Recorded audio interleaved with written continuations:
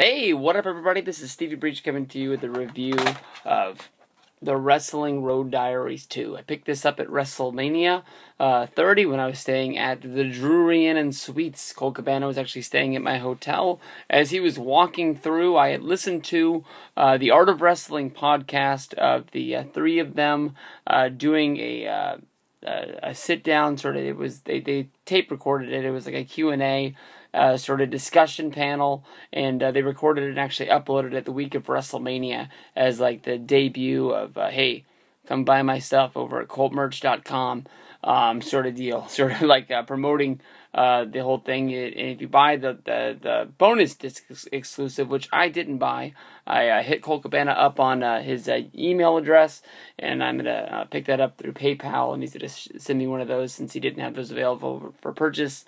But I actually bought this out of Colt Cabana's car. I said, hey, I heard you got the Wrestling Road Diaries 2. When's it going to be available for purchase? How can I get my hands on one? He said, talk to me next time I'm walking outside. We were sitting down there at the Drury Inn eating our free lunchtime meal deal, you know, the wieners. They had hot dogs, they had meatballs, they had this, that, and the other. Colt Cabana came walking through. I said, hey, you going out to your car? He said, I'm going out to the car right now. I actually walked out. Bought this right out of a duffel bag he pulled out of his trunk. I gave him $20, and he signed it for me there, Colt Cabana himself. This is the documentary, honestly, that I've been really looking forward to. The Wrestling Road Diaries #1, which was Colt Cabana, Bryan Danielson, and I actually had to cheat Sal Renudo. Sort of like a job guy, with ROH. They hit the tour, and they made the Wrestling Road Diaries 1. I thought this was a really good documentary. Sort of pulls at your heart there for you. I don't know if it's the way the story is supposed to be told. I've talked to some people about this documentary, and some people see it the way I see it. Some people don't see the way I see it.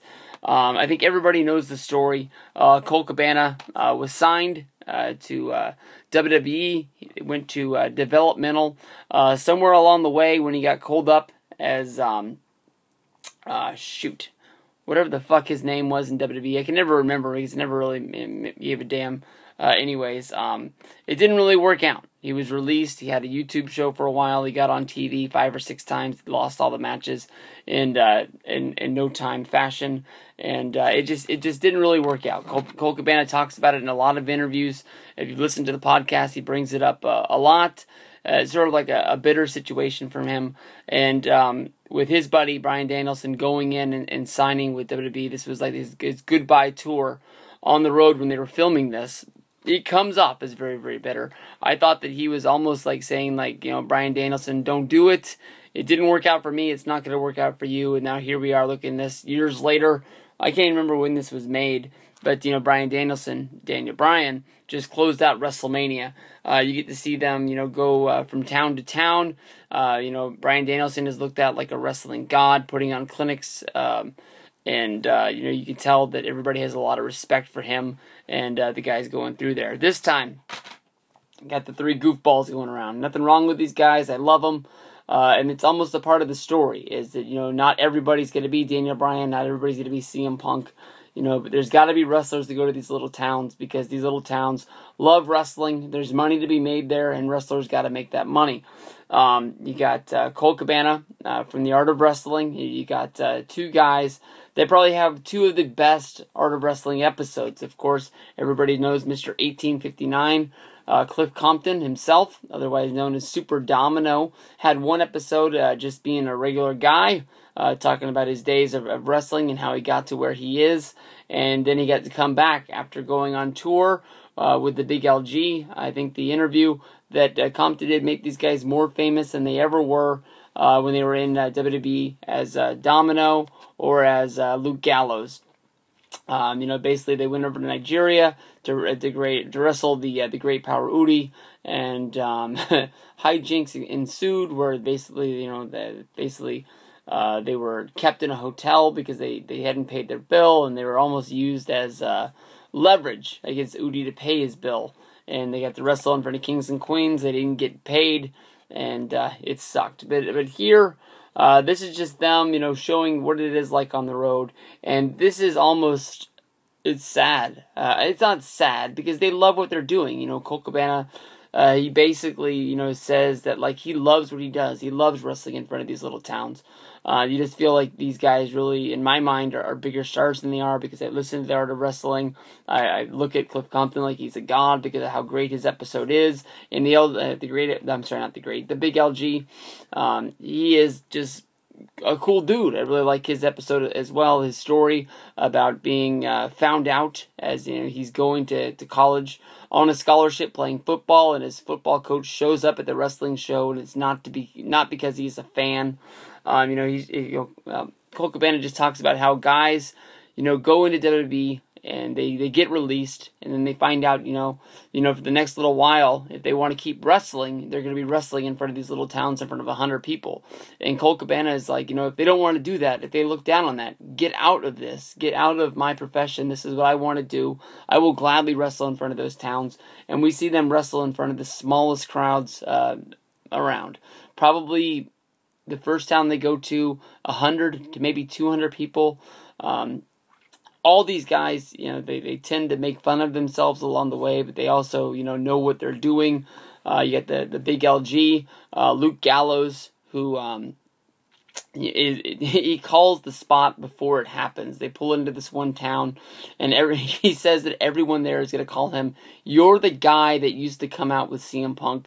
And within seconds, and I'm sure it wasn't even through the power of editing, a guy comes up to him and says that to him.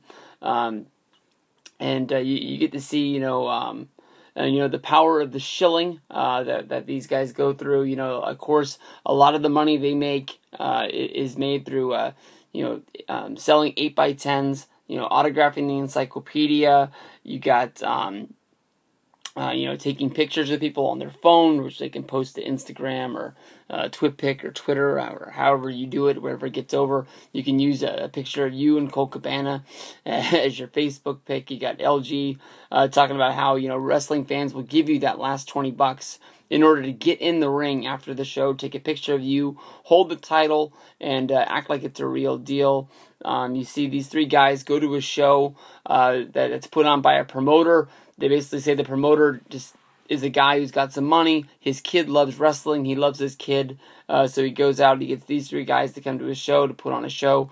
They say it's a work, or that they're putting over the promoter. They're putting over the kid. They sign the kid to a managerial contract where he's going to be their manager. He has to carry their bags. He has to sell their merch. And it's just sort of a way of, making the kid remember how great they are. So the kid's going to tell the dad, like, hey, I want Colt Cabana and Cliff Compton to come back. And they get booked to come to that town again along the way. Of course, not everything goes off perfect as planned. The big part of the story is that right before they're going to set to, they're set to start filming, Big LG tears his quad. He tears his quad. He ain't Triple H. He tears his groin. I apologize. And he's not able to wrestle. So, of course, he goes there and he's just sort of the mouthpiece. He stands on the ring for some 6-man tags along the way. And, Colt Cabana has to call into the promoters of each town and sort of change things on the fly and make sure that everything's going to be all right because their reputation's at stake, and they don't want to, pull up into town and then, just drop on the promoter, hey, I'm hurt. But I think everybody who sees these guys got their money's worth at every show. If you're paying $10 or $20 to sit ringside and get in there, you left with a great main event where these guys, really made sure you had fun and had a ball. In one of the matches, he's just, the Big LG is just a manager on the outside with a live microphone, just yelling shit to keep everybody entertained. I was really surprised that these guys in one of the towns did the job in the main event and put over the local guys. Not like they would be saying they have to win and everything like that, but it was pretty fun. Pretty good stuff. Definitely go out of your way to purchase this. Colt Cabana puts out a weekly podcast, The Art of Wrestling. Very, very good podcast. he put it over the best when he did his episode 200, and he just was talking about, sometimes you get episodes that download on Thursday, and you're like, fucking Stone Cold Steve Austin, hell yeah, that's going to be a good show. And sometimes you get ones that pull up, and you're like, who the hell is that guy? And you got no clue. You give it a chance, a lot of those who is that guy episodes will win you over. Tyson Dukes was a really good episode. I didn't know who he was. A Mexican wrestler named Cassandra was a really, really good episode as well.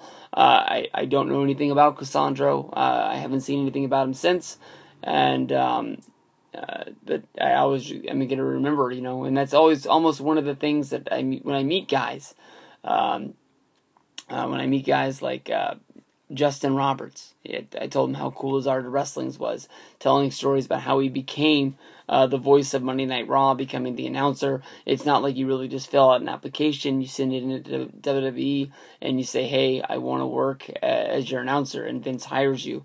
That was on. I got mixed up. See, there's a lot of podcasts going on out there today.